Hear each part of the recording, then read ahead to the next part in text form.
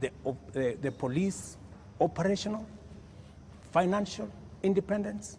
I have a number 4.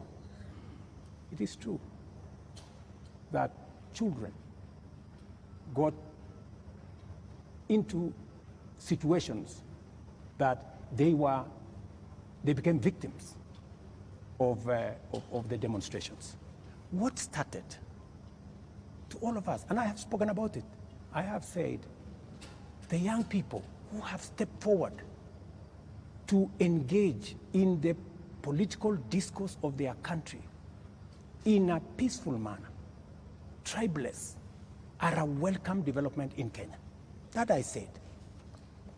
But let me also say the following. These great young people who have stepped forward to prosecute their agenda, the affairs of the country, I am certain that they did not ban parliament. Criminals and other agents who took advantage of a legitimate concern of Kenyans stepped in, went and banned the Chief Justice's office, went and banned City Hall, went and banned Parliament, and destroyed property of innocent citizens. The parents, Mr. President, what are you telling them? These things have happened under your watch. I am telling every parent, I have kids like they do, and I care when there are issues in town where criminals can take advantage of situations and create a situation where the police have to use rubber bullets, the police have to use live bullets in some cases, because that is what an independent police service has to do. And I am sure the police have a record and have an explanation for every incident that they were engaged in. And here is the incident, Mr. President. Here is the incident, Mr. President.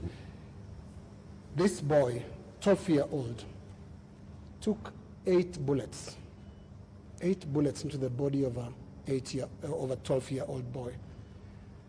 What would you tell the mother of that boy? That boy is alive, right? No, it's not. Kennedy Onyango died. He's dead. So he's the one who died? Yes. So you're not talking about the person who was shot with rubber bullets? No. No. Yeah? Shot with bullets 8 times. Let me tell you, Yeah. in Ngong, this is the situation in Ngong, right? In Ngong, there was an incident where the police were overpowered by criminals. They took firearm from the police. They used that firearm against people. And one policeman had to shoot this fellow who had hijacked a gun from a policeman so that not to endanger the lives of more citizens. It is among the 3 people. One of the criminals is among the 3 people who was shot by the police after they overpowered the police and took the bullet and took the gun from the police and used it against innocent citizens. I cannot confirm to you that this is not the man that shot the child, but investigations are going on and we will get to the bottom of it. Mr. President, I am telling the mother of this young person that I, as president, will make sure that finally I will give her an explanation of what really happened and make sure that we bring this to a situation where, like her, like myself who have children, she too her child can be accounted for. Mr. President, the Kenyan National Commission on Human Rights is the one that has accounted for 24 bodies lying in morgues. And those bodies, the records show that these people either died in hospital and while undergoing treatment for gunshot wounds, or they ended up in the morgue in the last 2 weeks with gunshot wounds. 24. These 24, Mr. President, are you saying that the security agencies have told you that these 24 were criminals, that these 24 were armed, they were posing a danger to the police officers, And that is what necessitated the police to use live bullets on them. Because the circumstances for the police officer to use a live bullet is clear, even in their own code of operations. It is when the life of that police officer is in danger, or when somebody else's life is clearly in danger, and the person who is endangering that person is armed. Were the 24 armed? Did they pose a danger, a direct threat to the police? Two things. The same Kenya Human Rights Commission. Kenya National Commission. Kenya National Commission. The government agency. Yeah, the government agency. Yes. Told the nation that there was a massacre in Githurai and 20 people were killed in Githurai. Were 20 people killed in Githurai? Really? The Kenya National Commission on Human Rights does not have records of 20 people killed. No, but that's their statement. It is a statement that is public, you know. So the same Kenya Human Rights, Kenya Commission, National Human Rights Commission, told the country a blatant fake news falsehood that there was a massacre. This 24 is also... Let me. You asked me a question. Allow me to answer. Yes. That's what they told the country. So an organization that can tell the country without verifying that there was a massacre in Githurai. In fact, BBC, on that account, went to investigate in Githurai.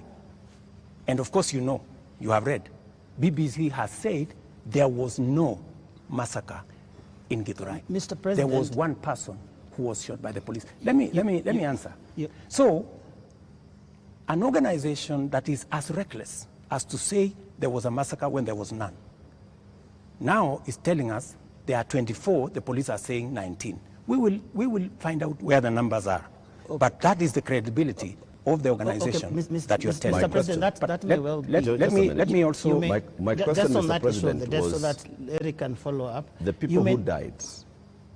Yeah, that's where I'm coming. Were they a danger to the police? That's where I'm coming. Are they the criminals that you're talking about? Let me tell you two things. There will be an investigation on how these 19 Kenyans died. There will be a clarity, an explanation for each and every one of them. I have told you one situation where somebody accosted the police, took over the firearm, started to shoot at people, endangering the lives of many other Kenyans. He was shot by the police. There is a situation in Parliament. How did the invaders in Parliament? They invaded Parliament and went straight for the armory at the Mausoleum. They went straight at the armory at the Sergeant at Arms office. Those are the investigations that we will get into, and a proper explanation will be given to the country.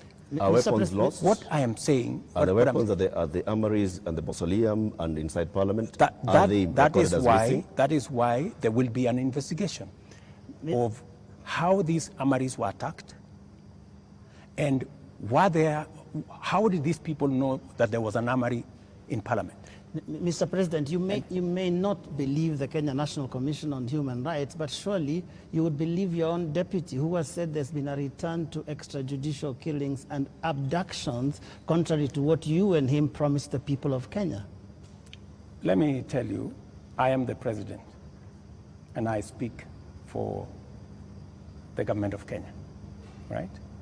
And so this is what I'm telling you.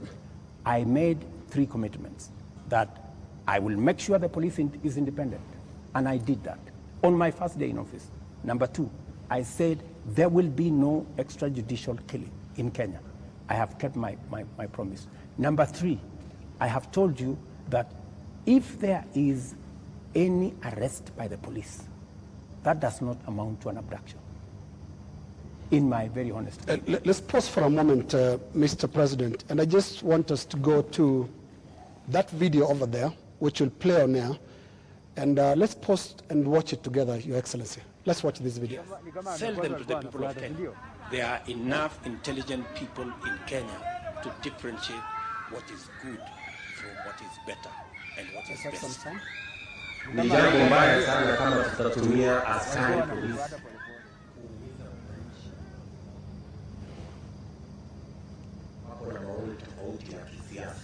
And waeleze ya kwamba these people don't understand the damage they are doing to the people and the economy of Kenya. All right. All right. Yeah, yes, the video in contention here was recorded earlier today. Yes. That of former MP Alfred Keter being abducted in broad daylight. Mr. President, before you even talk about the entire incident, the children were screaming, and a sound that we believe belongs to the wife was also heard, screaming in distress. How does that make you feel? Three things. I have told you, I made a deliberate decision to make sure that the police operate independently. That's number one. Number two, I have told you, if the police summon Linus Kaikai, and Linus Kaikai refuses to go to the police, are the police not entitled to come and look for you? When the police come to arrest you after they have summoned you and you didn't show up, is that an abduction? So let's have this as a confirmation. That no, I'm just asking you. Let's have this as a confirmation, Your Excellency, that Alfred Keter was summoned by police. He refused to the police respond have to issued the a summons. statement. I would suggest, instead of us having a back and forth, the police have released a statement. Can you check what the police have released, the statement? And you still not answered my question. Which the was? wife and children screaming that way. I mean, how do you feel, Your Excellency? I mean, my friend, every child, every mother feels the same when their parent is under attack. I mean, that is what it is. But let me ask you, what about the children? What about the children of those who have lost their lives because of the criminality of others? Don't they feel the same? So we just need to be a country of the rule of law. Impunity cuts both ways. Those who respect the law must be protected by the law. Those who do not respect the law must face the full force of the law. That's how it operates. That's how we will have a society. Here is the same way we must condemn excessive use of police powers, but we must equally deal firmly and decisively with criminals who put the lives of other Kenyans in danger, destroy property of hard-earned earnings. There are many people, Linus, in this demonstration that have lost livelihoods, that today their children are crying. Today their wives are in tears because they don't know how to face tomorrow. Mr. President, their businesses have been wiped out. Yeah. Their incomes have been destroyed. I have just told you 2.4 billion shillings worth of business has been destroyed. And today, as I talk to you this evening, there are families who have tears. There are families who do not know how to face tomorrow. And I've asked you very specifically, President, how do you feel about those tears, especially those who have been killed by police bullets? It is horrible. It is horrible. When you find a situation where people are grieving, whether they are grieving because their parents have been arrested, or they are grieving because their hard-earned earnings of many years, monies there, I have on my phone, people who are saying, I borrowed money. My whole loan has been wiped out. My whole barbershop has been destroyed. My whole hardware has been looted and burnt. And they are in tears.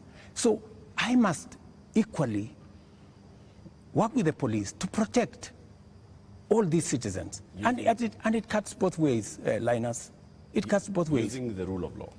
Absolutely. Let me take you to just step by step. Absolutely, the rule of law. The rule of law says The rule of law requires the police to investigate a matter, to, when they have sufficient evidence, present that to the ODPP. The Director of Public Prosecutions takes people who are culpable to court. That's the journey in the rule of law, Mr. President.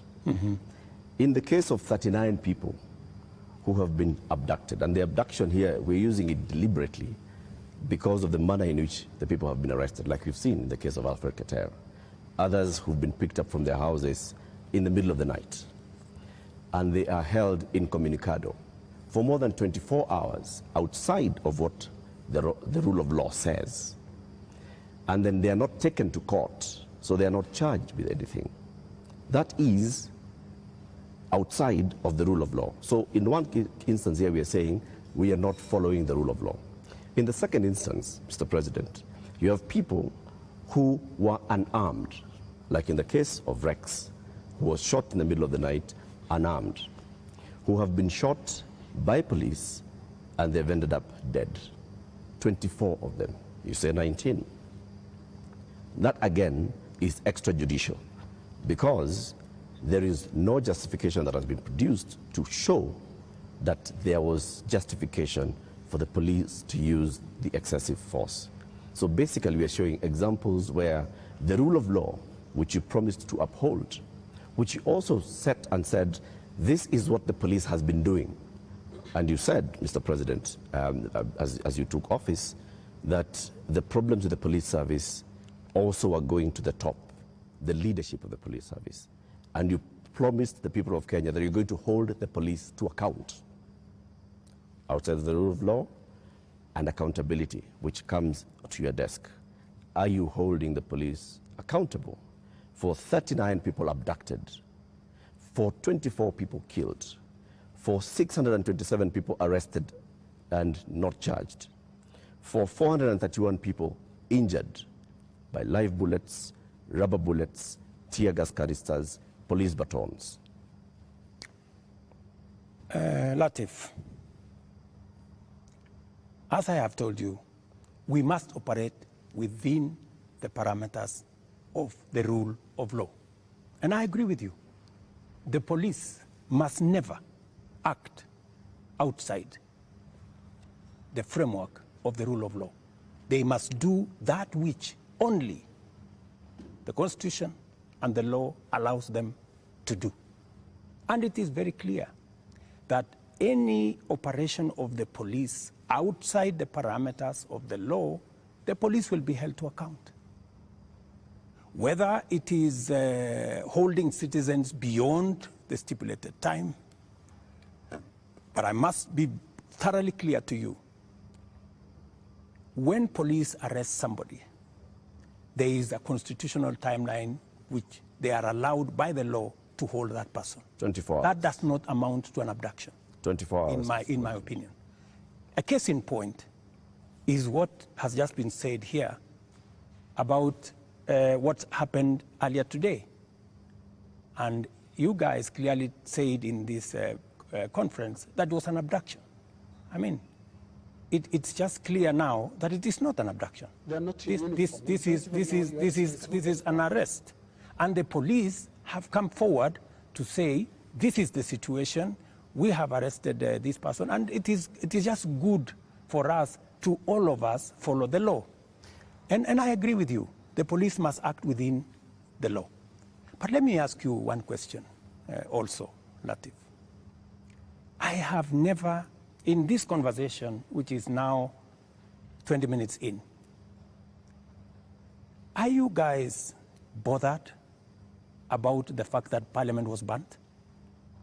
Are you guys concerned that millions of businesses, of Kenyans, hardworking Kenyans, were destroyed? How do you feel? But it all happened. How do you feel? It all happened under your watch, Mr. President. No, but this is at the end of the day, this is why we are saying you sought to keep us safe. We must be even. You know, we must be even. The police have a difficult job. They have to make sure the peaceful demonstrators are protected.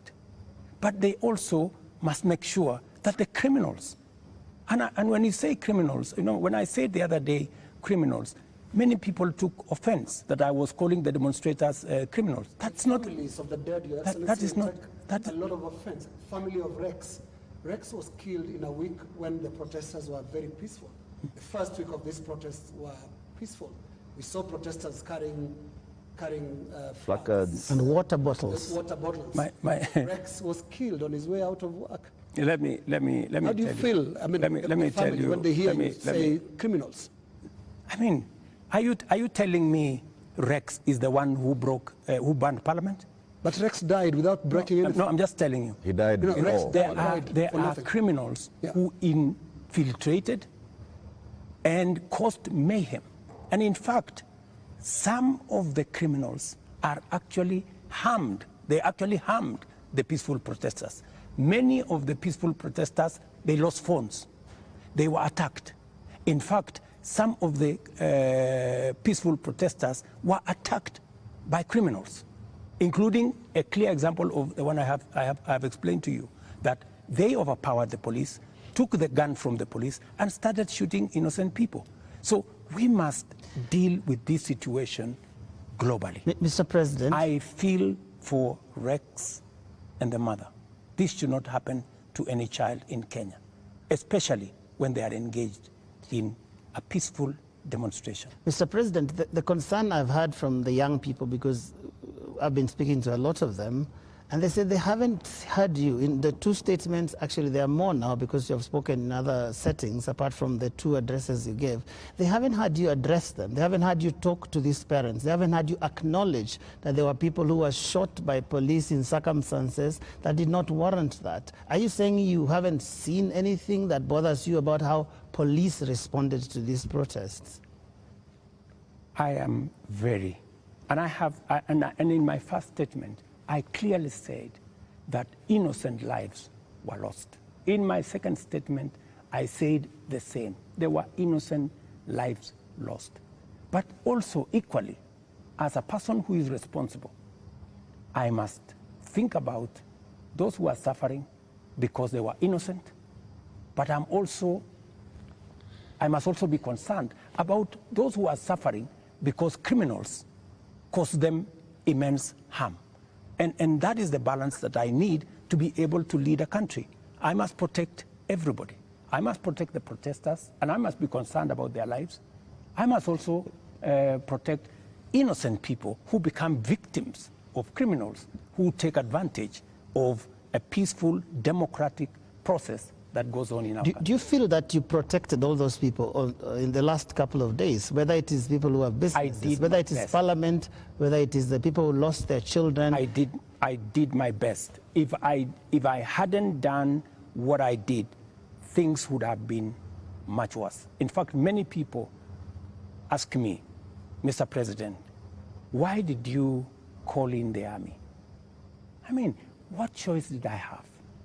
I mean, it would have been very reckless of me in the face of the kind of harm people had gone through, the 19 lives that were already lost, in the face of a burning Chief Justice office, Parliament, and the rest of it. I mean, it would have been very reckless of me not to mobilize every arm of government and every arm of our security agencies to protect the country and to protect lives. You acted as Commander-in-Chief.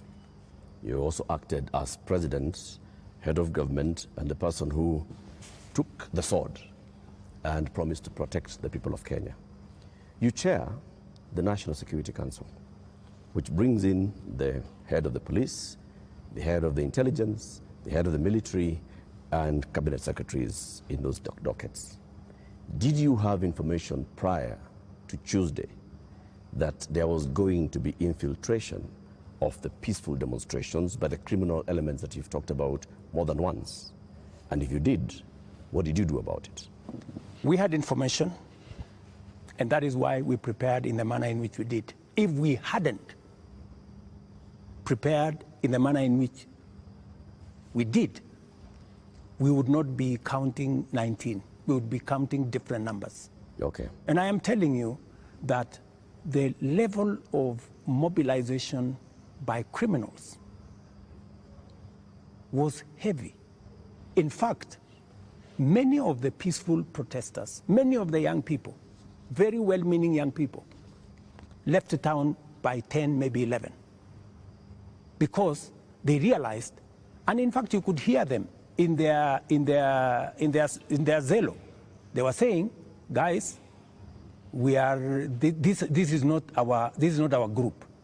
Let us go. Let us leave. You could hear them. It was in public domain that the peaceful demonstrators all of a sudden realized that the whole thing had metamorphosed into criminality. So there are criminal elements that's basically hijacked. So Tuesday, Wednesday, Thursday, Friday, Saturday, it is Sunday.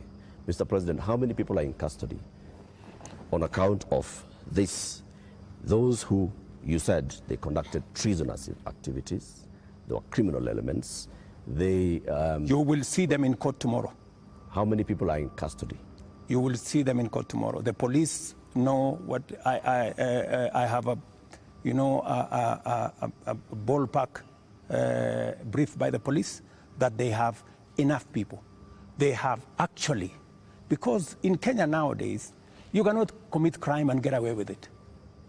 Those who attacked Parliament are on CCTV. Those who attacked the judiciary are on CCTV. Those who attacked everywhere, those who destroyed people's shops are on CCTV. Many of them are on the run, but we will catch them. Similarly, Your Excellency. Are the funders similarly, Your and Excellency. in Similarly. So to your question, so the police are at it, because if we don't deal with impunity, we will not have a country. Now, similarly, Your Excellency, you speak of them, protesters being on CCTV. Not the protesters, I'm saying the criminals who attacked Parliament. Right. Now, every policeman also, without uniform, conducted an abduction, has also been captured on camera. Those who captured Shad Kiprono were captured on camera. Those who captured Alfred Kiter today were captured on camera. And a number of other such incidents. Similarly, so that because I can hear you balancing. Yes, that's correct. Yes, are we going to see action against the killer cops, or were they doing what you are saying you had to do to prevent this from being bad? Any killer cop who went beyond what is provided for in the law, action will be taken against them. But to your question, are you telling me, Linus, that a police officer becomes only a police officer when they are in uniform? No. Police officers can identify themselves even when they are in civilian. So, and when a police officer comes to you and says, this is my ID, I am police officer, you are under arrest for the following reasons, that is legitimate. You cannot tell me that because they were in civilian, then what they did was wrong. And you know that's not what they do. And that's not what they did to Alfred Keter or Shad Kiprono. Were you there? We have the CCTV footage. It's there. I would suggest, Linus, that we be fair to the police as well. Mr. And I have given you my word. Any police officer who does anything beyond the provisions of the law know the consequences. Just as any citizen who also participates in actions that are outside the law, they also know the consequences. And it is our responsibility to make sure that security agencies act in accordance with the law. As citizens, we act in accordance with the law so that we can have a law-abiding, rules-based, rule of law-based country. As things stand now, Mr. President, are you satisfied with how the police handled this whole matter? I think the police have done the best they could. If there are any excesses, we have mechanisms to make sure that those excesses are dealt with. Let's wrap it this way, Your Excellency, on that topic. You have absolutely no regrets about the abductions and no regrets about the killings? Those are your words. Those are not mine. They're also your deputy's words. Don't put words in my mouth. They're also your deputy's words, and he's part of your government, because it's so scary, Mr. President, sitting there and telling the whole country that from this moment on, we should not believe what your deputy tells us about the state of the nation until you speak. Yet we all thought that you're part of the same government. Don't inject my deputy into this conversation. I think it is not fair, since he's not here, to tell you in what context he said whatever he said. I think it is not proper to discuss the deputy president here, and he's my deputy. Please let me deal. But have you asked him that you had a press conference? Let me deal with the issues as they are now. I think being personal and going that direction does not help. I wish this was personal, Mr. President, but it's a really serious national issue. That right after you spoke, your deputy told the whole world that he was informing us that extrajudicial killings and abductions had returned to this government that he's part of. How surely can that be personal, Mr. President? I am sure that if you interview the deputy president, he will answer that appropriately. You haven't asked him? You can take it from me that extrajudicial killing will not be part of an administration that I run. I can say that without fear of any contradiction. Yes, in the interest of moving this conversation forward, Your Excellency, I want us to look into the last 2 extraordinary weeks that this country has had. Protests that you called tribeless and some of your aides called leaderless. But protests that are led by young people who are unhappy with how you've run this country for the last just under 2 years now. But the question they have as they look at you and watch as you speak today, Your Excellency, do you get it? I get it. Let me tell you, my good friend Linus, what we are facing today is not a product of 2 years. What we are facing today is a product of many years. We've had a problem, a youth bulge, a demographic challenge as a nation, which we have ignored for very long. For the first time,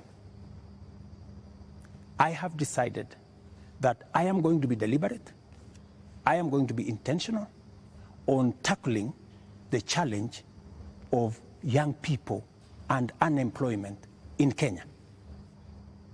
First time, there is an administration that thinks about the young people. Let me give you 3 examples, maybe 4. Well, let's keep it within the 2 weeks, please. No, it's okay. It's the 2 weeks. Yes. But don't look at the 2 weeks in isolation. The young people we have in the street did not happen in the last 2 weeks. They were not born when I became president.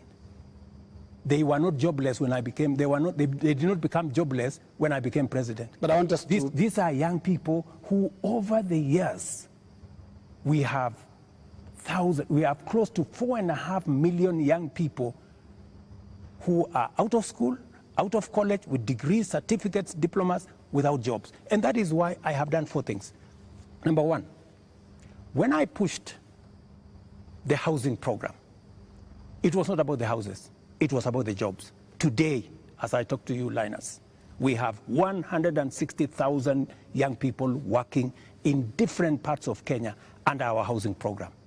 In Mukuru, here in Nairobi, and I challenge you, Linus, to go there tomorrow, there are close to 4,000 young people working who were jobless.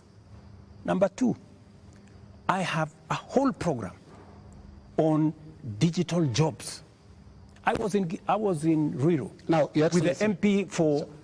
just allow me. Allow me to interrupt you. No, allow me. There are risks on both ends of this interview. No, you told me about Your Excellency, the young people. To talk about the last 2 weeks.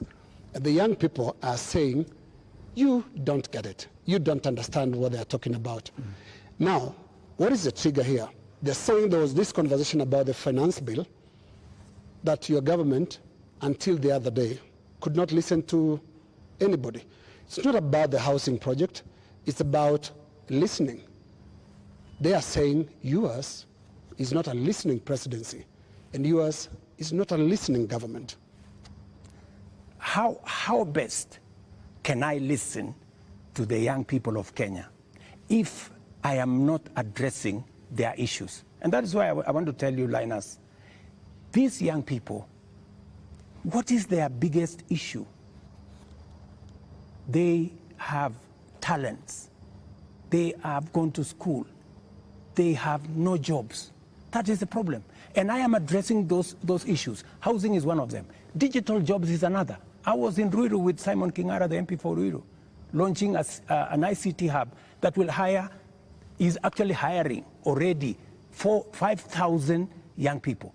Our whole plan, including what was in the finance bill, was to increase CDF by 10 billion shillings to roll out ICT hubs in every ward in the Republic of Kenya, so that we can hire young people, train them, put them on digital jobs. I have a third program on export of labor. Mr. President. I have a fourth program on manufacturing, to be able to create more opportunities for the young people of our country. And we want to inform you, they're no longer just talking about things that can be done to them as a demographic. They are looking at the big picture. Finance bill brought them out. And when did they come in? They came in after all public participation forums were not listened to. Kenya Association of Manufacturers spoke to the parliamentary committee, same thing, and said this is a bad bill. Association of Insurance spoke to the parliamentary team, this is a bad bill. We had a big conversation on national television, this is a bad bill. You did not listen. You had a meeting here with your UDA MPs and at some point told them to pass it as it is. And until the last week, that was the first Tuesday when the protests were there, when now you offered to some amendments. They're saying you're just not listening, and it's not about them, it's about the big picture issues, and we'll come to them, including the question of corruption, which is not really a youth thing. Indeed, Mr. And just to add on to that, Mr. President, respectfully. Been more Mr. President, I just want to come in your analysis. I just want to add on to that, Mr. Because I want to add on to because let me just finish it. It's the same question. It's the same question. Mr. President, if you went into all the X spaces where the youth are speaking, if you looked at the demonstrations and what they were saying, the placards they are carrying, none of them has talked about we don't have jobs. None of them have talked about the housing jobs are not enough for us. None of them have talked anything about what you have mentioned. So it's not that they are not seeing about the jobs. It is beyond that, Mr. President. And respectfully, I want to put it to you that you're not hearing what they're saying. In fact, I only had after the protests, after all those things you described, that's the time that you came and said, let me tell you the following. The rejection of the finance bill, and this goes to what Linus has said, that we didn't hear anything. Let me tell you, the process of a finance bill, in fact, you know, many people believe in Kenya that the finance bill is an invention of William Ruto. It is not an invention of William Ruto. The finance bill is an instrument that has been with us ever since independence. Only that we have made it much more transparent. Only that we have brought out more to the public. And that is why there is greater interrogation of what government is doing, especially after the new constitution that made public participation not a sterile provision of the constitution, but public participation to be an integral part of lawmaking, an integral part of managing the country. Let me tell you, when we took the bill, when we formulated the bill, it had 346 billion of new revenue. When MPs went out to the public said, we don't think this is good. We don't think this is good. It was reduced by 140-something billion shillings. It remained just 200 billion. Doesn't that amount to listening? No, it doesn't. That the public said, reduce this by... No, it doesn't, no. Mr. President. And that's why I said reject it. Just wait. No, we are talking about listening. Yeah. Just relax. We're talking about listening, okay? So the public said, reduce this by 146. We sat down, we cut down the areas, we reduced it to 200. What went into the space was the people who wanted to mislead the public, to say, oh, you see, in fact, everything you have been told is still there. This was not removed. These people are not listening. These people are not listening. And let me tell you, my good friend Latif, we have dropped the finance bill. Yeah? What does that mean? It means we have gone back almost 2 years. It means that this year we are going to borrow 1 trillion shillings to be able to run our government. That's what it means. I have been working very hard to pull Kenya out of a debt trap. Mr. President. Let me just allow me, because you know we need to contextualize this finance bill. It is easy, Joe. It is easy for us as a country to say, let us reject the finance bill. That's fine. And I have graciously said we will drop the finance bill, but it has huge consequences. It means we will not confirm the JSS teachers, 46,000 of them. It means we cannot support our farmers with 2 billion shillings for us to make sure that farmers get a fair return of 50 shillings per kilogram, per kilo of their milk. It means we cannot sort out the coffee debts. It means we cannot support the cherry fund. It means we cannot sort out the debts of farmers in Mumias.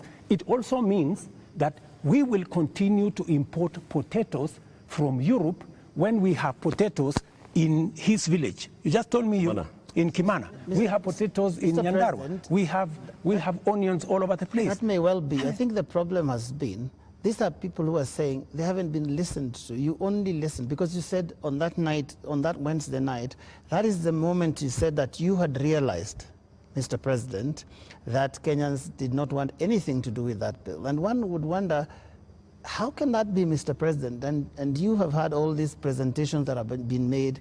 Did it have to take demonstrations and sadly loss of lives for you to come to a point where you'd realize what your people, the people that voted for you, are saying? That, I think, is what the young people are asking. Let me tell you, Joe, members of parliament are representatives of the people, elected. They are not fools and they are not mad. And I want to say, one day, Kenya will know that the MPs who voted yes are the true heroes of Kenya. Those are the people who saw the opportunity for us to unchain our country from debt trap and take our country to the future. Let me tell you, Joe, and I want to say this to the people of Kenya, that my plan was to make sure that in the next 3 years, maximum 4 years, we have a balanced budget, where Kenya is not the country where we are today. Let me tell you, gentlemen, and I want to tell the people of Kenya the following. We are in a very difficult financial position. This is something that the people of Kenya must understand, and that is why I am happy that we have a crisis. This crisis will help us be candid and speak to each other properly and contextualize where we are. We raised this year 2.3 trillion from our taxes. Of that 2.3 trillion, 1.1 trillion went to debt financing. 1 trillion went to salaries. What did we do? We had to go and borrow to pay the counties. We had to go and borrow to fund our education. We had to go and borrow to fund. Now, the funding gap we have done with the finance bill going down is that instead of borrowing 600 billion, we are going to borrow 600 billion plus 346 billion, that is close to $1 trillion. And let me tell you, my good friends, and I want us to be honest with ourselves. This is not how a country will get to a status where we are proud of our nation. This is not how we are going to, this is not how we are going to grow. And that is why, Linus, this situation, this crisis is a very important inflection point that we can sit together, assess, let us agree. And I have no problem. Let us agree. Yeah. Do we continue borrowing? And let me give you the statistics. When in 2013, Linus, just allow me 1 minute, please, with a lot of respect. Okay. In 2013, the debt stock of Kenya was 1.8 trillion. For 10 years, that increased 5 times to 11 trillion, 10 point something trillion. We built a lot of roads. We connected a lot of electricity. We did many things in 10 years. But we were doing it on debt. Today, we don't have the luxury to borrow because we have reached the limit. And today, let me finish. Today, all the money we borrowed from 2013 is maturing. That is why the biggest challenge that we have as a nation is that we are spending 1.1 trillion every year of taxes we collect from ordinary Kenyans to pay debt, and not the whole debt. That's interest alone. Yeah. Interest principal comes to 1.8 trillion this year. So, my good friends, and yet you want to tell me, William Ruto, don't collect domestic taxes. Go borrow more money. No, Mr. President. That's not what they're saying, President. And What is the alternative? Yeah, and I just wanted to come to one. No, what is the alternative? Just help me there. Yeah. Because there are only two things you can do. Either you raise money from taxes or you borrow, period. There is no magic here. There are Kenyans, Your Excellency, right now who do not listen to all that. Yes. They are not interested in that. That's okay, but that's the reality. But I need If you are not, if you do not want to listen to reality. Your Excellency, hang on, Your Excellency, because I need you to address a very important issue here. And that is one of a trust deficit. There are Kenyans who watch you, Your Excellency, and I don't know whether you are aware that they don't trust what you say. They don't believe what you say. Are you aware, Your Excellency, for example, that a lot of Kenyans increasingly don't associate the truth with you? That is your assessment because you have never associated the truth with me from the beginning. No, there's quite a number of Kenyans. No, I mean, that is your We asked people before we came here this the evening. assessment. Yeah. And many of those that responded to me directly and to even our platforms, on KTN News, on Spice FM, on NTV, on Citizen, and we were asking them, what question should we ask the president this evening? And the one thing that many of them were saying is, when will he stop lying? So it's not Linus. Can he tell us the truth this time? Let me say the following. I told the people of Kenya that I would reduce the prices of fertilizer from 7,000 to 2,500. I don't know how that is a lie, because they buy it at 2,500. Okay. I told the people of Kenya we're going to have a housing program. A housing program is underway in Kenya.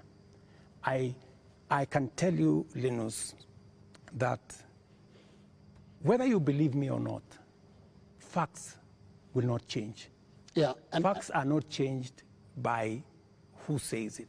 And allow me to step back a bit, Your Excellency. And facts are very stubborn. Allow me to step back a bit. Yes. And what I'll do is we'll play clips, just a little combination of clips of yourself speaking not too long ago, and I want us to listen to that. I'll stand out of the way because you said it's me that doesn't associate the truth with you, and I would like you to respond to yourself, to the clips that we are going to play. But you see, Linus. Let's watch that, Your Excellency. I think, Linus, yeah. You don't bring clips that are in a biased way. you select maybe something that has not happened. No. Can you be fair and select clips across the board, what I said and has been done, and what I said and maybe has not been done? So let's watch that. Maybe you can watch that. Waeleza ya kwamba these people don't understand the damage they are doing to the people and the economy of Kenya. Kwa hii taxes wanaongeza usiku na mchana. Na mimi nataka niwaulize watu wa hapa Manga, tafadhali, mkiona tumesimama hapa mbele yenu, tunawaambia ya kwamba tutengeneze hiyo serikali inakuja ambayo inaelewa lugha ya mwananchi wa kawaida. If you have good ideas, why do you need the police? Why do you need blackmail? Why do you need intimidation? If you have better ideas, sell them to the people of Kenya. There are enough intelligent people in Kenya to differentiate what is good from what is better and what is best. Ni jambo mbaya sana kama tutatumia askari polisi kuumiza wananchi wasio na hatia, eti kwa sababu wako na maoni tofauti ya kisiasa. I agree with that. It is not fair to use the police to harass citizens who have a contrary opinion. And that is perfect. That's what they're accusing you of. I still believe that. That's what they're accusing you of. But you don't tell me that... What is the problem with Alfred Keter? Yeah. Is that a contrary opinion? No, it's not a contrary opinion. I mean, the police have said why they arrested him. It is not because of me. I didn't give any instructions. I didn't even know what was going on. Let me tell you, Linus, I am a very clear-minded person on what I say. When it is the police, I have said, many of the people who opposed me, many of the people who were very scared about what I would do when I become president, even the people who did worse things against me, I have never gone after them because I don't believe in settling political scores using the power of state or using the police. Let me also say the following. When I talked about the taxes that I was addressing in the campaign trail, it was very obvious that when at that time we were in subsidies, that did not make sense. It is because I removed the subsidies and I changed and put production support. That is why today the price of unga has come down from 240 to 100. Because I changed the model, I changed the configuration, and it is giving us results. But are you aware, Mr. President, that the thing, perhaps apart from now the police brutality that people associate you the most, is the issue of taxes? I'm sure you know the name they call you. You've actually talked about it even yourself. This guy that they want to come down. Let me tell you, my good brother, Ageo. When I came into office and I assessed the situation, and it was no longer possible for us to borrow money, I had to be honest with the people of Kenya. I had to tell them we have two options, right? And even as we imposed taxes, we explained, we made sure that there was adequate, elaborate public participation on what it is that we were trying to achieve. And let me tell you the following. I have done the best that I could globally. Today, our country has tremendous respect from many quarters globally because of what I have done. I have raised the profile of our country. Today, I was in Narok, and the tourism numbers in 2022, 1 million tourists. In 2023, last year, 2 million tourists. This year, by God's grace, we will get to 2.7 million tourists because of the profile that I have done for the country. I know somebody will say that, that there is no truth in that, but call the tourism sector. They will tell you themselves that all hotels in Kenya today are operating 80% upwards, which is a new phenomenon in Kenya. I will also tell you that the international community have developed enormous confidence in Kenya. I see people who are saying, why did William Ruto go to China?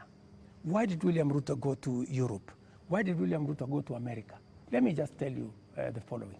When I went to China, we got money to be able to put equipment in 70 of our technical training colleges. Today, the contract has been signed, the equipment is being manufactured. When I went to China, we got money to build Bostock Dam that has been waiting, that will serve the counties of Bomet and Kericho. When I went to China, we got money to build, we got 30 billion shillings to build roads in Nyandarua, in Kirinyaga, in 8 other constituencies in Kenya. That's why I went to China. When I went to America, we got a $1 billion facility to be built in Naivasha that is going to be the biggest data center in Africa, funded by UAE, working with Microsoft and Kenya. When I went to the US, we also agreed Kenya became the only country in Africa that is going to benefit from the CHIPS Act, where we will be manufacturing computer chips with other countries. Kenya will be among the first, will be actually the only country in Africa that will benefit from that. And so many of the young people who I see today, those are my targets for the future.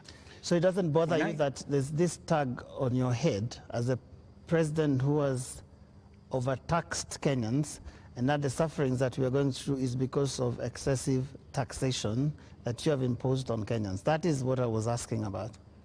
You see, if I am called Zakayo, yeah, because I have explained to the people of Kenya that the option we have is, if we continue borrowing, we will go down the cliff.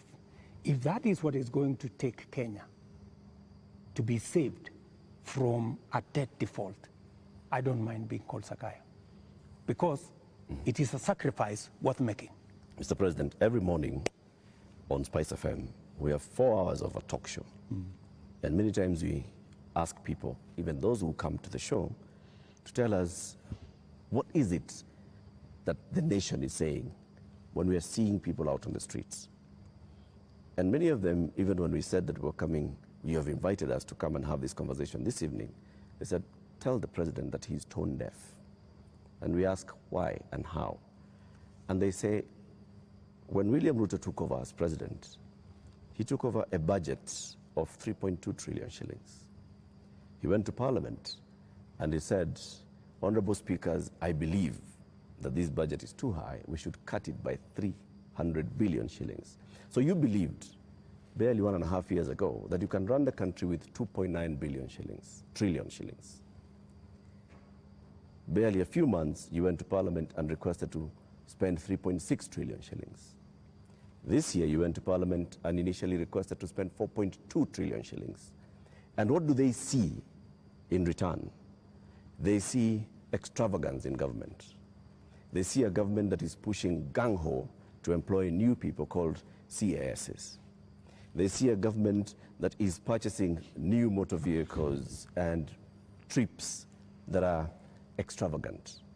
They see opulence with those that are close to the president appearing in public carrying wads of cash. They see condescending attitude from those who serve in this government when they're asked, why are you spending? And they respond the way they respond. Your advisors speaking the same. And so they see a government where the president is telling people, we are going to live within our means, we are all going to tighten our belts, we have austerity. They end up with their children not going to school because for months JS teachers are on strike. They end up with, right now, 91 days where clinical officers have not been to work. 91 days, Mr. President. We ended up with intern doctors going on strike for weeks because the government says it has no money. We end up with people going to the hospitals and there's no medicine. We end up with people who are being told that we don't have money to pay salaries, or we don't have money to pay salaries and also having development. Yet, they see all this extravagance and opulence from those in power. You are tone deaf, Mr. President, that's what they say. Well, I guess that's why we must have a conversation. That's why we must have a conversation. And I'm very happy for us to have this conversation so that we can put the facts on the table and we can all of us make a decision. But let me tell you the following. I've listened to you, and let me also tell you that today, the universities, which were almost closed, they had debts of 60 billion shillings. I have enhanced their budget by 40 billion shillings, the universities, because education to me is very important. It is the greatest equalizer. Today, the universities can confirm to you, and I was sitting here with the vice chancellors, that I made the right decision because we are funding the universities better. Let me also tell you, I took the decision to hire additional teachers, 56,000. It has never happened in the history of Kenya. Why? Because education is the greatest equalizer. Many parents in rural Kenya take their children to schools that have no teacher. And we are disadvantaging them. The children of the poor get the worst form of education. They have no chance. I decided, because I said it is bottom up, I decided that I'm going to put more money in making sure the child of every Kenyan has an opportunity to be their best by giving them the correct education. I decided that I am going to put money in farming. The first year, I put 10 billion shillings in fertilizer subsidy, a program that had been scrapped for 5 years. The difference is obvious. Today, by God's grace, we have a harvest. The prices of food commodities has come down. Day before yesterday, Latif, there was a release of where we are with inflation. Inflation in Kenya is now 4.6%. When I came into office, it was 9%. Inflation coming from food products. It was reported not by me, by the institutions that are charged, 4.6%. We have, where I have invested money, I can account for it. Right. And it is making a difference in the lives Their of many. concern is on extravagance in government. I will come to opulence in on opulence and extravagance. Every trip I have made, I have not made any trip outside Kenya to go and do things that are of no benefit to this nation. I can account for every trip that I have made outside our nation, whether it is on projects or programs or investments or even the profiling of this country to put it in good standing for us to attract investment. In fact, the Nairobi Stock Exchange, which was almost closed, was rated the best in the world. Not said by William Ruto, but it was in the public domain by Bloomberg. If you don't believe me, believe Bloomberg. Mr. President, So I have done what I could for the country. But let me finish opulence. Questions. Let me go to the opulence. And let me be very clear that the display of insensitivity is a statement that has come to me, and is a sentiment that has come to me, and you will see something very different going into the future, whether it is coming from my staff, whether it is coming from this office. And I know people have raised issues of CAS, for example. I deliberately even after Parliament had approved the position of CS, I have not appointed any CS because I realized that we were in a situation that we could not. And no CS will be appointed until we have an economy that can support more opportunities. I know citizens have said that there is no need for the office of the First Lady or Second Lady. Third Lady. These are offices that were there. But because we have to live within our means, those offices from tomorrow, this new budget which is starting tomorrow, they will not be part of our equation because in the face of what has happened, we have to trim down every other area. And in fact, not just those, many other spaces are going to be trimmed down to reflect the new reality, especially after the finance bill was taken down by myself when I said we take this down. We are going to cut our clothes. We are going to cut our coat, the size of our clothes. We're going to reduce money going to counties. We're going to reduce money going to the judiciary. When I came into office, the judiciary was getting 18 billion. Today, they are getting 25 billion. But it was because I believed in the rule of law. I believed that we needed to do something about making sure that our judiciary has resources, because Kenyans were telling me directly, justice delayed is justice denied. Will you I cut have the size hired of your government? the highest number of judges under my administration because I believe that Kenyans must deserve justice. Will you reduce the number of ministers, ministries, or state departments, or advisors? That is an area we are going to target and cut down because it is the reality we have to face. Mr. President, when things like this happen elsewhere, this is a whole finance bill that's been taken down. Correct. You have people who have been advising you on financial matters. You have people who have been advising you on political matters, listening to the people. You have advisors who have talked down at Kenyans, who have called them spoiled kids, KFC, Java, and whatnot. And you have people who have been around you talking into your ear with regard to some of these things. And many people have ventured to actually say that this amounted to a vote of no confidence.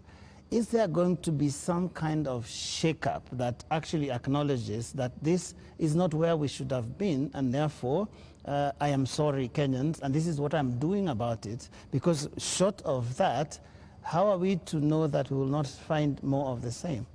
Watch this space.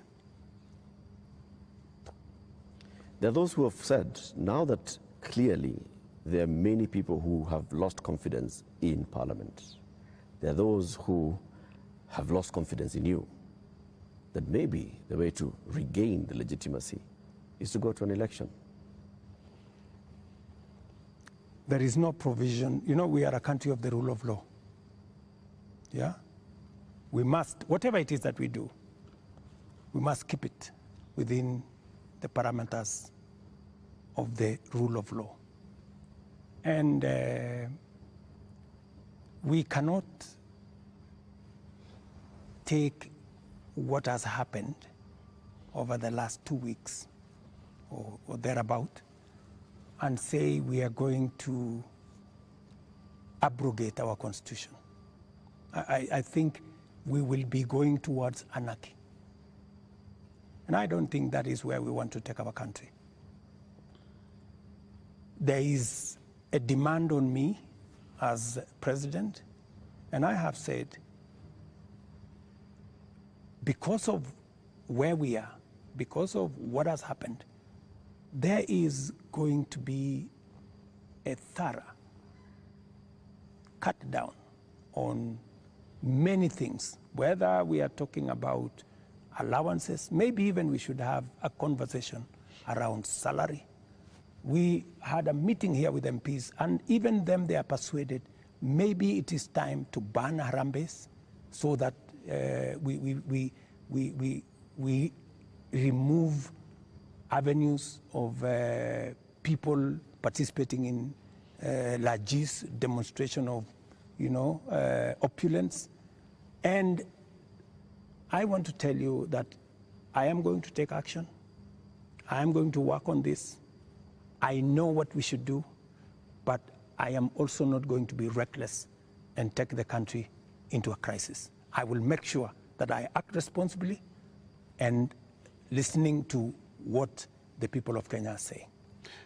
I don't know if this will preempt you, Your Excellency, but one of the most serious concerns that have been coming out, including in the Gen Z demonstrations, is the question of corruption.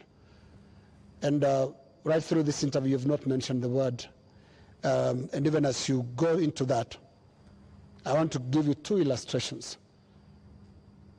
Kenyans dealt with or encountered the problem of fake fertilizers, and you never took action against your cabinet secretary for agriculture. Before that, we had the scandal around the importation of edible oil, which, Your Excellency, we don't know where the edible oil is to date. I don't think it ever found itself to the market. Again, there is a cabinet secretary in that ministry. And also, what got into the market was condemned sugar. And when we look at all the information around these three cases, these are people close to you. They're cabinet secretaries. And so you are unable to take action against them. So why should you be trusted now to act? Because there are those who read and say you are really a hostage of those who campaigned for you to become president. They get away with anything. Three things, Linus. We hadn't reached the question of corruption. So don't unfairly accuse me that I have not spoken to it. I am ready to speak about it. So that's number one. Number two, I fired the CEO of KEBS when the sugar thing came up. Number two, on fake fertilizer, the minister, Mithika Linturi, was taken through a process in Parliament. The CEO of National Cereals Board, the general manager of National Cereals Board, and other 7 members of staff are in court as I talk to you. The people who signed the contract, they are in court. You spare big fish and roast the small fish. No, let me just finish. Yeah. Because I need, Linus, you know, I am a fair person, and I am a believer in the rule of law. Even though I may not like you, but I must respect that there is a due process. The moment, you know, we will have a minister who is charged in court, meaning there is evidence that they have participated in crime. Believe you me, I will take the action that is necessary. But if somebody is taken through a process and that process comes out without an indictment, I mean, surely we must give somebody the benefit of doubt until it is proven. But and the fact that the CEO, general manager, and all the people that were there who actually evidence was found have been arraigned in court. Isn't that a step in the right direction? What a political responsibility. What a political responsibility. Let me finish. And then number 3, the other one you asked me was edible oil. The people who are involved in edible oil, I fired them, and they are in court. We have a new management in Kenya National Trading Corporation. In fact, we've just hired a new management for the Kenya National Trading Corporation. So those are actions that I have taken. And for your information, void of what Joe is calling political responsibility. Yeah. I mean, but you see, else in the ministry can be. But you see, yes. But you see, gentlemen, if there is no evidence against a minister, surely, do you want me to fire somebody if there is no evidence? You know, there was a time Uhuru Kenyatta, as I served him as his deputy, removed 6 cabinet secretaries. But eventually, they were found that they were innocent, and we had to appoint them to be ambassadors. You know, so some of these, you know, actions must be tampered with process of law, you know, due process. So unless we follow due process, gentlemen, we will end up being something else. Up to this, just a moment, Eric, in a moment, because up to this point, Your Excellency, if I don't want us to lose the context, the last 2 weeks have been extraordinary. We've never seen anything like this. You have KDF troops in the streets of Nairobi. Up to this point, Your Excellency, and including on the question that I've just asked you of accountability within your government, do you think you are addressing the grievances that have made thousands of Kenyans across the country in places that were unimaginable to get out to the streets to say Ruto must go? Do you think up to this point they feel you've addressed their grievances? I am not in their space, so I am doing what I believe I should be doing. I have taken the responsibility to withdraw the finance bill with all the attendant consequences. That I have done. I know what it means, and I know where it takes the country, and it is not a simple decision for me to make. And for your information, the finance bill was going to take Kenya big steps forward. But it's a sacrifice I've had to make because of the political reality that we are in. But it will mean counties will have to take maybe 30 billion shillings off their budget. It means we have to reduce CDF by maybe 10 billion shillings.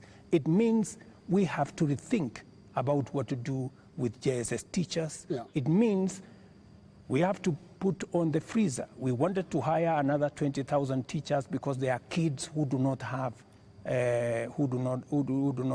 teachers. It means we have to work on our UHC program. We thought we would upgrade, for example, Linda Mama. You know, we thought we would upgrade Linda Mama. Here's something, Your Excellency. But it means we have to hold that, and it means many things. Just hold on, what else do you want to hear? You are speaking outward, but looking at the grievances, they're also asking questions inward from you, Your Excellency. And what I can hear from these grievances that have been expressed quite loudly, you said you're not in their spaces. We sometimes get into the spaces to listen to what they're saying. And all they're saying is, you cannot be, for the next 3 years, the president that you've been for the last 2.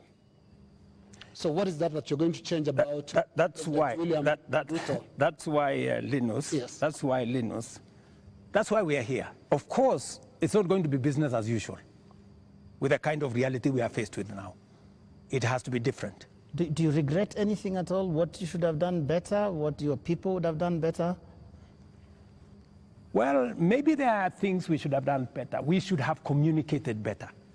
I think the biggest problem we have, even with the finance bill, because the finance bill has great things for Kenya. The finance bill says we shouldn't be importing potatoes from Europe. The finance bill says we shouldn't be importing onions or eggs from Europe. The finance bill says we should be growing our own industries. We should be manufacturing diapers in Kenya. We have 10 companies doing that. We should be manufacturing all those things in Kenya. We should be expanding our manufacturing capacity. That is what finance bill was talking to. But I am sure we will recover that when we have explained. The biggest challenge that I regret is that we didn't communicate better. Maybe we failed in explaining to Kenyans what the finance bill was all about. Because I promise you, if I am given a chance to explain to the people of Kenya what was in the finance bill and what the finance bill would have done for this country, every Kenyan would have agreed with me. But my regret is that they would say you were here, Mr. President. They said you would have explained. We didn't explain ourselves better. Maybe my communication team failed. Maybe not maybe, I'm sure my communication team failed. Our communication architecture did not deliver, did not get the message out to the people of Kenya. Yeah. In fact, if you look at what people were saying, they were saying, for example, there is a matter of land on the finance bill. There was no matter of land in the finance bill, not even a single line.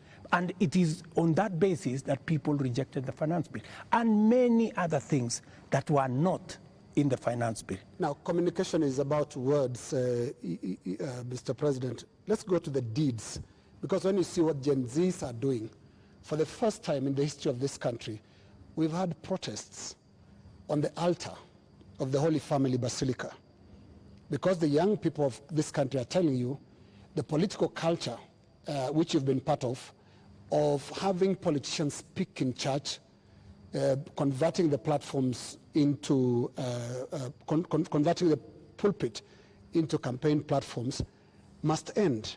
So I'm not hearing you addressing and looking more inward into this whole picture that the Gen Z is painting. They're not just talking about some of those things that you're raising. On that, Linus, I have even had an occasion to speak to church leaders here. On that, on matters of politics on the pulpit, I am 100% aligned. We shouldn't be using pulpits in churches or in any other places of worship to prosecute politics. It is not right. And I agree, we need to change that culture. We need to change the culture of Harambee. Harambee started as a noble exercise. It supported many people to go to school. It supported many people to deal with the challenges of medication and hospital bills. But I think it has been stretched. It bred corruption?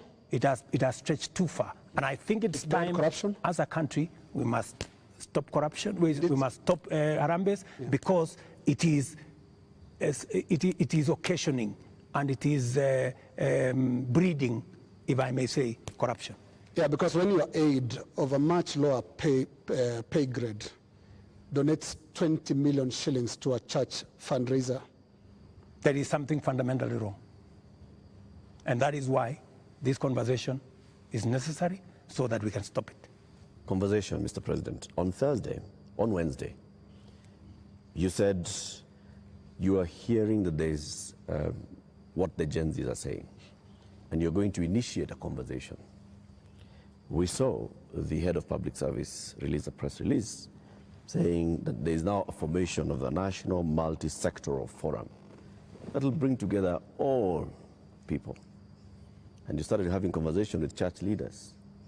The Gen Z, upon seeing this, are saying, we did not ask for a conversation. We asked for action. So what action is going to precede this conversation? Because the conversation is another talk. It reminds people of the NADCO talks, the BBI talks, IPPG talks that just happen and they just don't end. And people are saying, we want action, Mr. President. But right now, we will participate in action, in conversations maybe later. But for now, Mr. President, yes, what's the action? I promised that I will engage the young people. Yeah, I promised. I was just making good my promise. And I promised a multi-sectoral forum, and that's what I have put out. I also promised that these are some of the topics I want us to discuss. I want us to discuss debt. I want us to discuss taxation. I want us to discuss unemployment. I want us to discuss corruption. I want us to discuss these issues. And it was a suggestion, and I am open. I am hearing that the young people are saying, we don't want a multi-sectoral forum. Maybe we should have an engagement with the president on X. And I am open to having an engagement with the young people on a forum that they are comfortable with.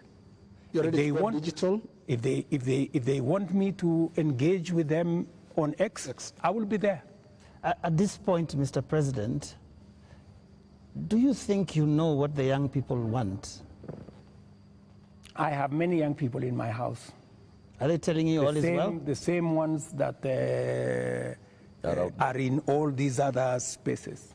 And they want an engagement. They have ideas. They have suggestions. And I am open. If what we are doing on the digital space, on the housing program, on the export of labor, on manufacturing, if they have suggestions, I am open to those suggestions. They can improve, they can change, they can make new suggestions. And I also have a responsibility as a father, you know, because these are our children. I have also a responsibility to guide and to listen to them and to tell them, yes, on this, I agree. For example, on let's not have a spouse's office. I agree. Let's not have CASS for now. I agree. Let us not have advisors. Advisors. We will agree. Let us not have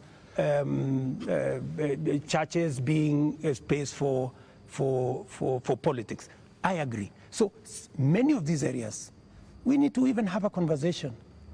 If we are paying 46% of our revenues for salaries and wages, when the legally established space should be 35%. That is why I started a conversation with Salaries and Remuneration Commission. We must deal with the issue of wages and salaries so that we bring them down to 35% and leave more money for our development. That is a conversation I am very happy about. When? Mr. President, it's been 2 weeks. It's been 2 weeks of you saying every day we are going to have a conversation. We just you know what they say on social media? I say they call you the president of tutafanya, tutatenga, tutafanya, tutarudi. No, it is always futuristic. But I'm here. You're saying but I'm here. We are going to have a conversation. I said within a week. I gave a timeline within a week. Yeah. So within a week we will have agreed on where are we meeting. Are we meeting at the X space? I am ready for that X space. Are we agreeing on this multi-sectoral? I'm waiting to see the suggestions that Kenyans have. I don't want to prescribe any suggestion, but when I give out a suggestion, I expect feedback. I expect people to say, maybe this is okay, maybe this is not okay, and then we agree on a way to move. Mr. President, any of them analyzing what you have actually said tonight on the issue of your advisors, your cabinet, what you're going to do, what Kenyans like to call heads that are going to roll as a result of this national shame, because that is what many people have called it. You have said, watch this space. And here there are all these other things that young people are asking you about. What is that concrete thing that you're telling them tonight that I have heard you? These are the things I've heard you say since all these things started, and this is what I have done. Because you seem to have withdrawn or declined to sign this finance bill rather grudgingly, but not in good faith, having understood what people were saying. You're regretting this thing. You're saying, you guys mutaona, mmekataa lakini mutaona. That is what we're hearing. Let me tell you that I will not lie to the country that putting down the finance bill is going to be easy. I'll not be a leader. I have to be brutally honest. And those consequences, it will start with me. To cut down the budget in my office, to remove what we call austerity, to implement an austerity program that will cut down on unnecessary staff, unnecessary offices, or offices that we can take down. I am ready to even engage the young people and for them to, because they want an engagement. I too want an engagement for us to agree. So what do we do with the debt? What do we do with the following? What do we do with the following? They will tell me, do this, fire so-and-so, fire so-and-so, do this. And I will tell them what is possible and what I think we could do it differently. Or are you telling me that I should just listen and implement without making a contribution to the conversation? I thought we are having a conversation. I'm just telling you what they are saying. I'm not saying anything else. I'm just telling you what I'm hearing, because you did say you are not in their spaces, but I am in their spaces. And in 2 weeks, Your Excellency, by now you'd have known what you should do. And I mean, there are basics. Which 2 weeks? 2 weeks of the riots and 2 weeks of the protests. It's been 2 weeks. It started the other Monday. So let me ask you, Linus, the protests, I finally decided that because we didn't communicate sufficiently to the people of Kenya the import of the finance bill, and there was so much built around it, including a lot of fake things, you know, that were not in the finance bill. Many things that were not in the finance bill were used to fight the finance bill. And you know, at some point, many people did not even care what was in the finance bill. Do not care. I think, you know, at some point, you know, as leaders, we must stop somewhere and say, we have a country to run. I mean, we cannot be reckless. We must, at some point, stop and say, what are the consequences? Because everything we do has consequences. And we must be careful as a nation to make sure that our country does not go down to the dogs. And believe me, countries, you know, have gone in the wrong direction. And we must be careful. And I don't want to be the leader that took the country in the wrong direction. We must be measured, we must be careful, we must listen to the young people, we must listen to other views and be able to make a carefully well thought out plan for the country out of where we are.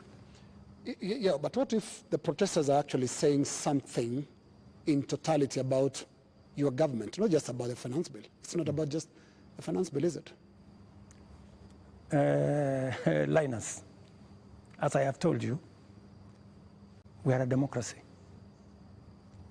The people of Kenya can make a decision, yeah?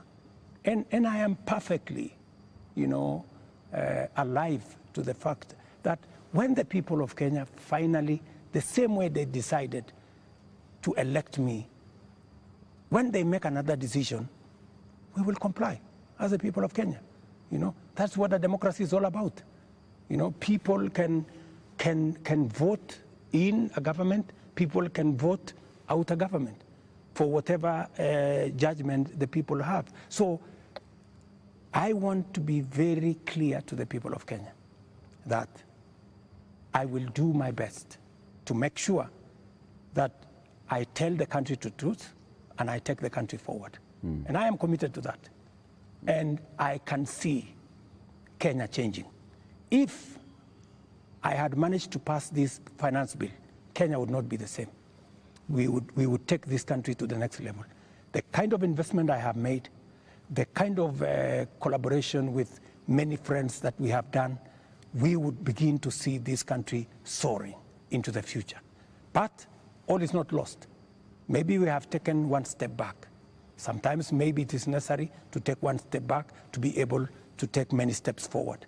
And that is my thinking of this situation. But surely it must bother you, Mr. President, that 2 years ago you ran such a euphoric campaign with things like Hatupangwingwi, and 22 months down the line, your State House is surrounded by the military. The military, tanks, scary as they are rolling on the streets of major cities. And as we sit here today, people are saying Ruto must go. Surely that is such a fast slide. There must be something that causes one to pause and say, how did we get here? What happened here? And one would have expected an earth-shaking statement tonight that tells the country, I get it. Something has shifted in a major way in our country, and I'm also shifting as your president who's listening, and this is the new direction things are going to take? Let me tell you, Joe, I came into office at a difficult time. Yeah? We have a combination of coming out of COVID. We have a serious drought that hit our country. We had interest rates that went up everywhere. We went into a very difficult situation. What did many countries do? Many countries went and defaulted. And I don't want to mention countries because it's not right to mention. But almost 8 countries in Africa went down. Many people expected Kenya to be among the 8. But believe you me, I have carefully managed the economy of Kenya. Kenya is not among the countries that have defaulted. If anything, we have running programs in Kenya. We have a whole housing program that is running. We have a whole digital program that is running. We have made changes in our education. We've hired more teachers. We've made sure that we have a new funding model for our universities. We have supported our farmers. We have reduced the cost of living. We have done many things, even in the context of all the challenges that we have had. I am telling you, I came in, and I believe I'm the right person to be in this space when Kenya is in a difficult position, because I believe I am the person who can sort out the challenges that faces Kenya at a point like this.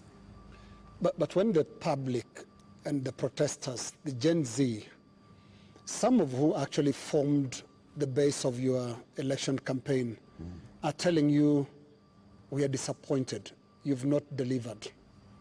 #Ruto must go. What do you tell them? Let me tell them the following.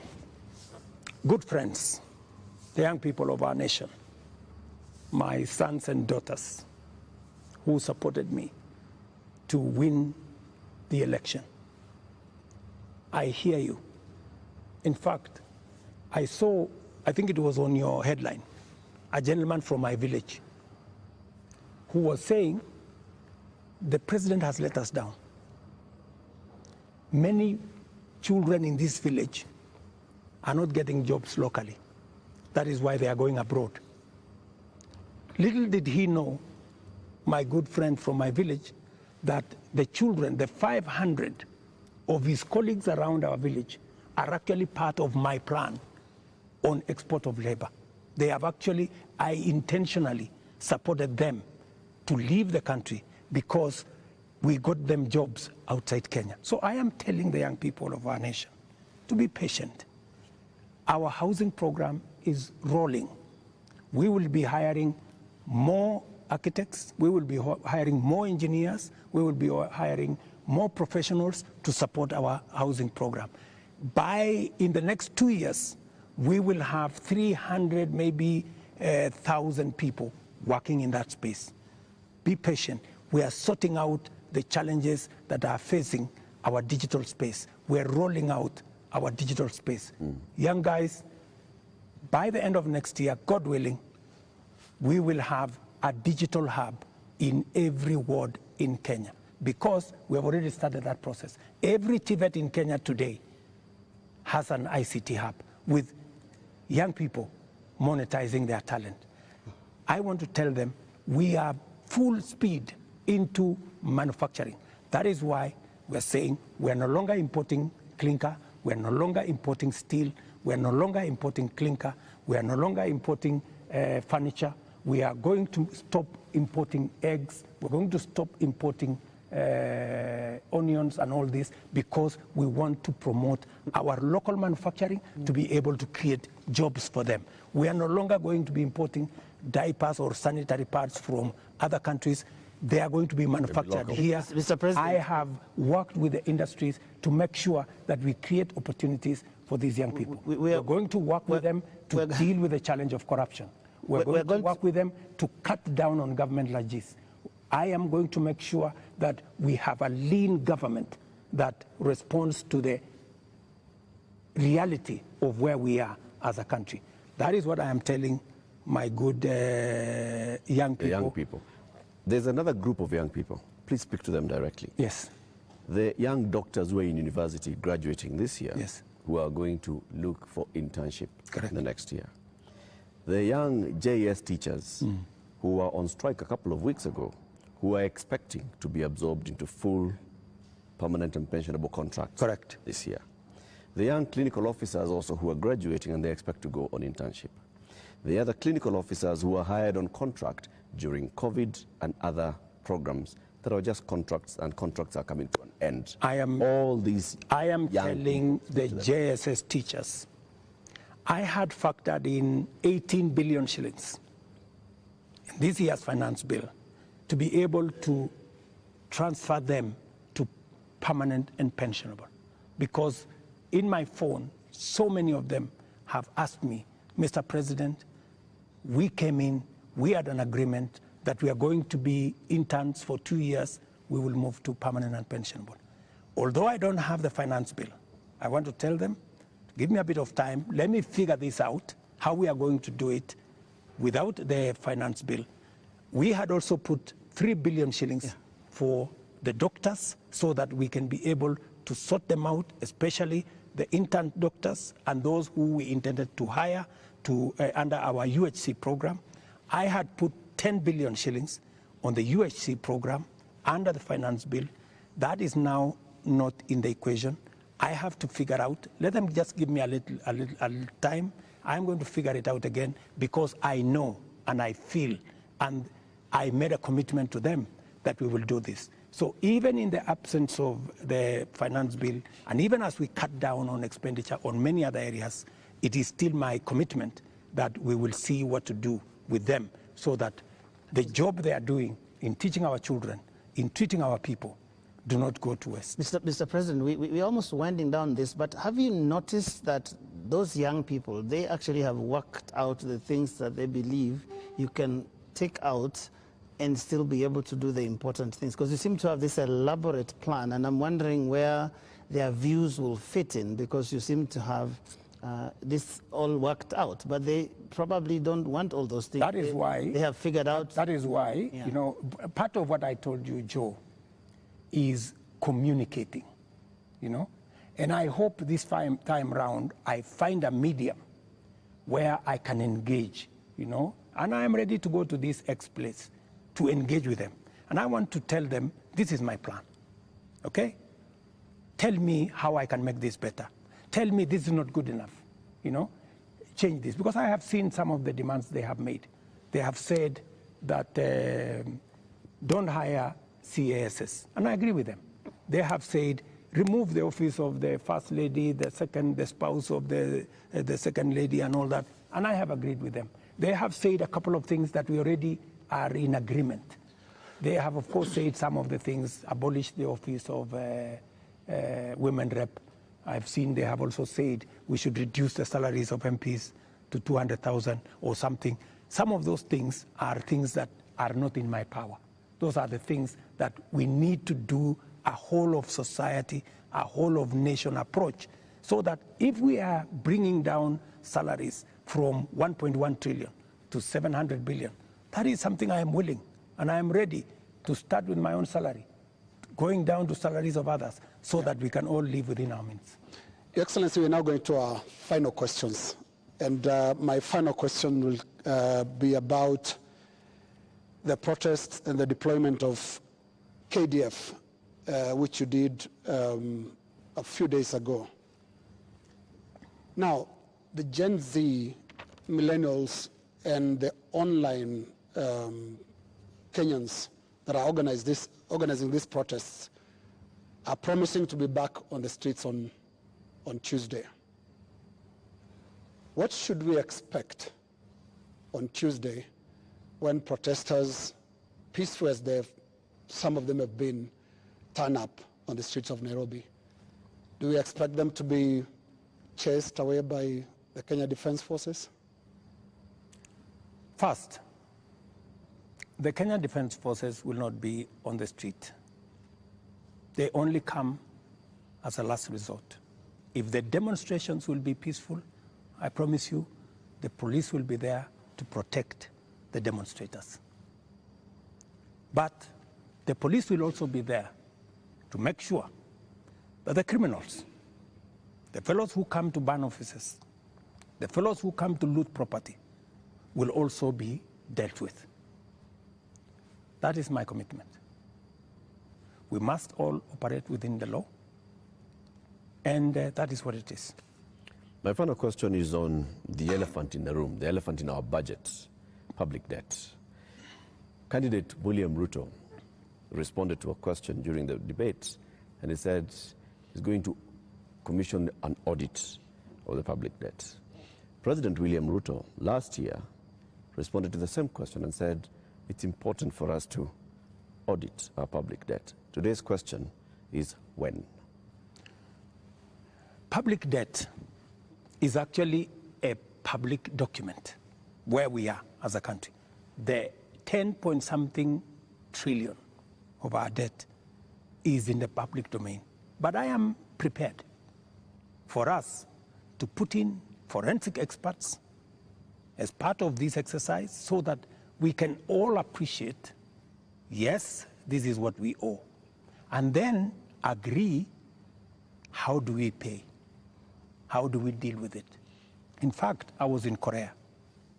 In fact, Korea, when they had a problem of debt, the whole nation came together. And people contributed gold. Others contributed many things because they wanted to pay their national debt.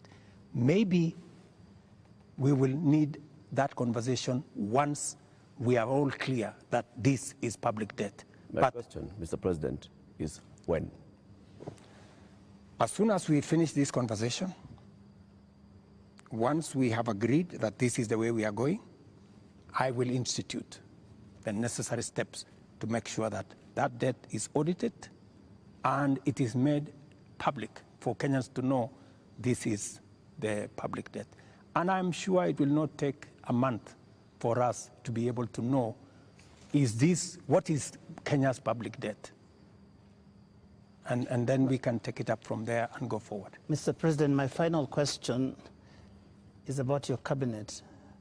Given the things that have happened, given the questions that have been raised about fertilizer, about edible oils, about sugar and all of that, tonight, can you look Kenyans in the eye and tell them you have full confidence in the cabinet that is currently helping you to run the country? The cabinet that I have maybe could have done better. That's not the question, Mr. President. Maybe could have done better. I'm answering your question. Okay. Yeah? Maybe, unless you have a better answer. Allow me to answer. No, I just thought my question was specific, but you can go ahead. That's what I'm saying. So maybe my cabinet would have done better, right? And I am going to do a soul searching on how we need to move forward.